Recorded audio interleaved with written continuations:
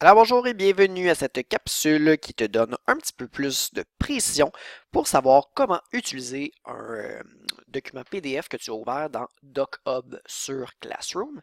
Alors on n'a pas présentement le même document, mais c'est pas grave. L'important c'est vraiment pour voir les différents outils que tu as à ta disposition. Première, je vais avec en commençant par la gauche, puis je vais m'en aller vers la droite. Donc on a le contrôle de page. Là, présentement, moi, je n'ai qu'une seule page. Donc, c'est sûr que je ne vois pas d'autres pages en dessous. Mais vous, dans votre fascicule d'écriture, ben, il y en aurait plus qu'une. Donc, à ce moment-là, vous pourriez voir toutes les autres pages et vous rendre rapidement à la page dont il est question. Le deuxième bouton, c'est pour savoir où vous voulez un petit peu vos petits outils supplémentaires. Donc, quand on clique dessus, vous voyez que ici, je les ai dans l'autre sens. Donc, le petit plus pour faire un zoom si je veux agrandir, si je vois moins bien. Je peux revenir en arrière, etc. Donc, vous avez plusieurs petits éléments. Je vous dirais que ces outils-là, vous n'allez pas tant les utiliser. Les plus importants sont vraiment les autres que vous allez retrouver plus vers la droite. Si jamais vous voulez imprimer une page en question, donc ça serait l'icône pour faire l'impression. Supposons que vous écrivez des choses, donc comme ça, blablabla, et puis que vous voulez revenir en arrière. Vous dites, ah non, moi je veux revenir avec ce que j'avais fait juste avant. Donc on peut cliquer sur cette flèche-là qui va nous permettre de revenir en arrière. Donc à ce moment-là, si jamais vous avez fait quelque chose de trop, on peut simplement revenir en arrière. Et si je suis trop souvent revenu en arrière, puis que je veux m'en aller en arrière de l'autre côté, mais je peux cliquer comme ça et je vais retrouver ce que j'avais fait. Donc, je l'ai dans les deux sens. Ensuite, petit bouton de pointeur, donc c'est votre flèche. Dès que vous écrivez quelque chose, si vous voulez enlever cet outil-là, on va revenir sur la flèche, mais je vais vous le montrer par après. Ça va être un petit peu plus clair. La zone de texte. Donc, je l'ai utilisé tout à l'heure, mais si vous voulez ajouter quelque chose, une petite zone de texte, on appuie là-dessus. Supposons que je veux la mettre à côté de survol. Et je peux écrire stratégie 1, par exemple. Et quand je vous disais qu'on doit recliquer, si je ne reclique pas sur la flèche, tant que je vais cliquer, ça va me créer des zones de texte. Mais nous, c'est pas ça qu'on veut. On veut arrêter nos zones de texte. Donc, je vais aller cliquer sur la flèche, comme ça. Et là, je n'ai plus mes zones de texte chaque fois que je clique. Donc, ça vient vraiment comme une souris. Donc, ça, c'était la zone de texte. Ensuite, vous avez des formes. Donc là, présentement, j'avais le rectangle. Si je veux mettre un rectangle, par exemple, mais quand on appuie sur la petite flèche, on a d'autres possibilités. On a le crayon, on a un cercle, une ligne, une flèche, etc.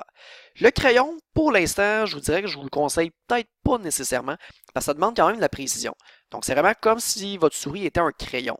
Donc, si je veux écrire des choses, par exemple, masculin, pluriel, donc c'est pas nécessairement le plus évident. Okay? Mais si vous voulez faire des flèches, ben, vous pourriez très bien utiliser l'outil crayon si on veut faire une flèche.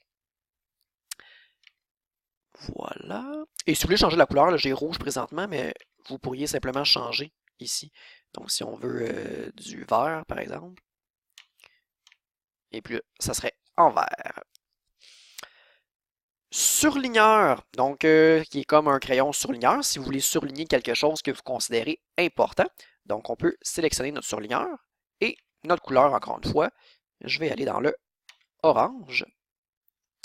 Et si je veux surligner, par exemple, révision, je sélectionne révision et ça va être surligné. Je veux arrêter de surligner parce que sinon, ça va tout le temps surligner. Je reviens à ma flèche, comme ça. Et là, si je veux supprimer, ben, je clique là-dessus et j'y vais avec mon X, comme ça. Ce que j'avais surligné dans le fond bleu, il n'apparaît plus. Commentaire. Outil important, je vous dirais, quand on va faire de la correction en grand groupe. Et moi, souvent, je vais donner des explications à l'avant. Donc, si toi, tu veux ajouter de l'information par rapport à ce que je suis en train d'expliquer, ben, tu vas pouvoir ajouter un onglet commentaire.